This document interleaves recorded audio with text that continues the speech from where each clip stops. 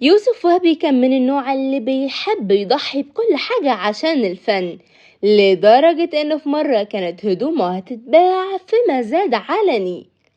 بيقول يوسف وهبي في حواره لمجلة الجيل انه فكر في مرة انه يقدم تجربة فنية مختلفة، فاختار قصة بتدور حوالين سرقة الآثار. وبعد طول تفكير وبعد فترة كبيرة في الكتابة خرجت فكرته للنور، وده فيلم المجد الخالد إنتاج 1937.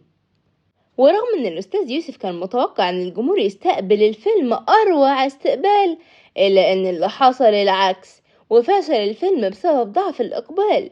وكانت اكتر حاجة مضايقاه وقتها ان الجمهور اللي كان بيجي يتفرج ما كانش مقدر الفكرة، وكان بيخرج من الصالة وهو بيقول كل ده عشان حتة تمثال حجر.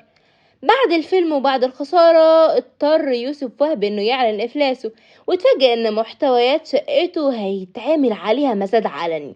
وفي يوم الجرد زي ما بيحكي، لقى المسؤول اللي بيجرد بيحكي له عن مشاهدته ليه في اكتر من عرض مسرحي، وانه معجب بأدائه، وقال له واحد زيك ما ينفعش يتحجز على هدومه ولا لبسه في مزاد، وعشان كده انا هديك فرصة انك تهرب اللي انت عايزه، وانا هاجيلك تاني بعد يومين.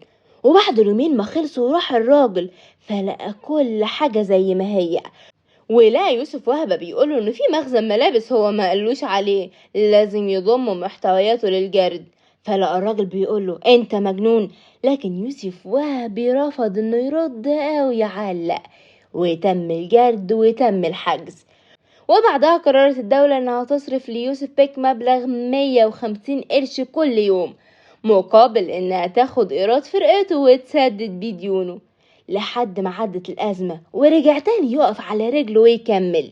وقال يوسف وهبي انه اتعلم من الازمة دي درس مهم جدا، وهو ان الفشل ممكن يتحول لنجاح بشرط انك ما تستسلمش.